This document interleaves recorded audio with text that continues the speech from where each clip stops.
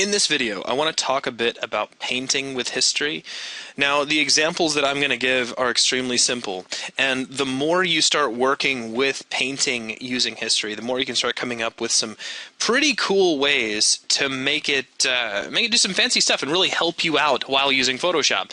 So to get started, I'm going to go to File, New, and let's create a new document. I really don't care how big it is, I just want it to be nice and big. So right now I've got 1080 by 900 and something pixels. It's fine, I just need a great big canvas.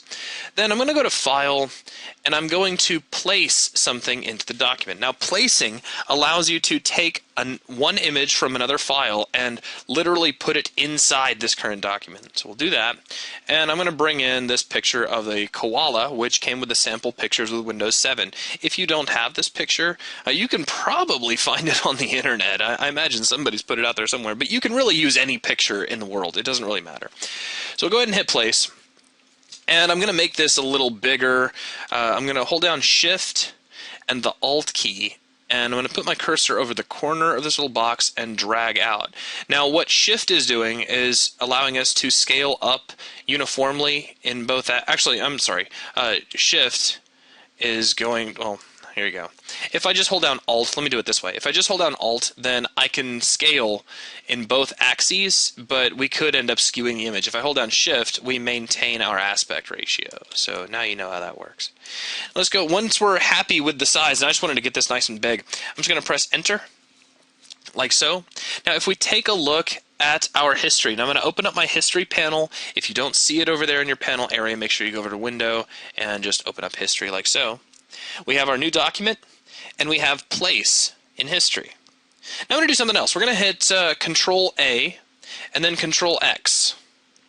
Now, actually, right now, Control X isn't going to do anything. That's because by default, when you place something in Photoshop, it is brought in as a smart object. Without going into a big long lecture over smart objects, in short, what they are is a reference to another file, and that doesn't help us too much. So what I'm going to do real quick is over here inside my Layers panel in the lower right-hand corner of my screen, I'm going to right-click and go over to Rasterize Layer. And that turns this from a smart object, which again is just a reference to another file somewhere in your hard drive, into some actual pixels located here in our document. And you can see the Rasterize Layer action appear here inside my history states. Now, let's clear this out by hitting Control X, and that just cuts those pixels out. And so we've gone with a new document. We placed in our koala, we selected the canvas, we rasterized the layer, and we cut those pixels away. How cool and how fancy is that? Now, here's some of the neater things that we can do. Like, let's say, I want to remind everybody as well, that if we go under Edit and go to Preferences and check out Performance, I currently am sitting at about 100 history states. So if you have fewer, you may not be able to play around quite as much as I do, but that should not be problematic. I'm just doing this for demonstration purposes. I can start drawing, and I shouldn't be using a history brush. Let me step back through history with Control-Alt-Z a couple of times and just get the regular paintbrush out, and I can just start drawing like crazy. And we can do scribbles, and we can do a smiley, and we could say, you know, hi. We can do all kinds of things. But what I want to focus on specifically is painting with the history brush. And what the history brush allows you to do is to select a moment in history and paint that down. You might have noticed here inside our history panel that we have this little column of squares next to each state in history. This allows you to choose which historical state you'd like to paint. So here we are with our place history state, which is where we put the koala picture down. If I click on this, and I go to my history brush, not art history brush. We'll talk about that in a minute. So we grab the history brush, which is also the Y key. I can make my brush nice and big and check out what I'm doing.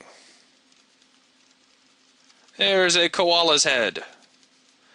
I'm literally painting down that moment in history when I brought in the koala. Now, it gets a little bit cooler than that. Let's go all the way back up to where we placed this guy in. Actually, let's go to where we rasterized and then cut the pixels. Strike that. Okay, I know I'm waffling a little bit, but let me go ahead and just switch to where we rasterized. There's a reason. There's a method behind the madness, and you'll see in a minute. Let's say that I grab my regular plain Jane eraser, and I'm going to make it nice and small, and I'm going to erase out a little smiley face in the middle of my koala's nose, which is kind of mean. I really shouldn't do that to him, but it's already done now. So now we can hit Control A, Control X, and clear all those out. We can get our brush tool back out, and I can do some more scribbling.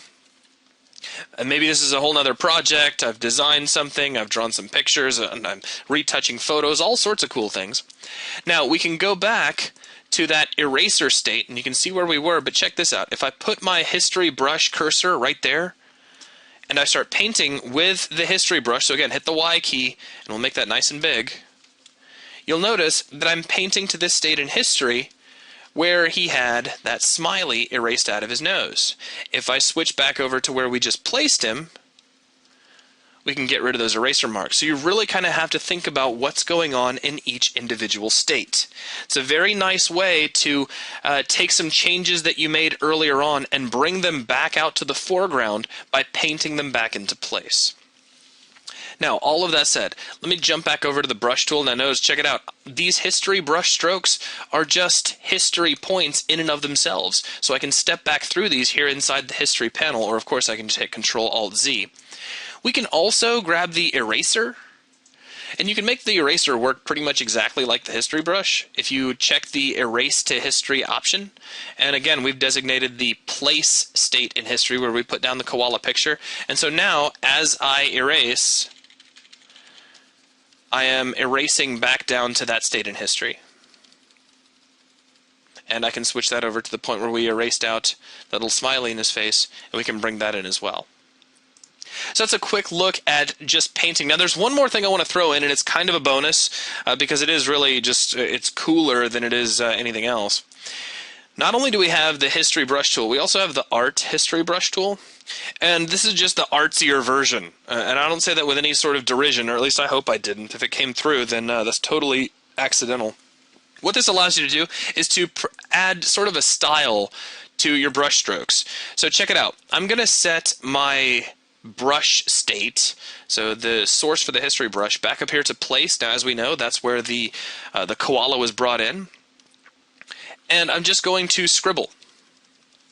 As a matter of fact, hang on, let me undo a couple times because I want to do this all in one great big scribble. So I'm not releasing my brush from the canvas at all. And you can see what this is doing. So if you just really quickly want to impress, your girlfriend or your mom or, any of your family members who always knew that you had artistic talent, it just never ever manifested itself in any fashion whatsoever, you can totally show them this awesome image of a koala that you just painted, and then if you want, you can get a lot more sort of abstract expressionist about the whole thing. We can switch over to, say, loose long strokes. And we can do the same thing.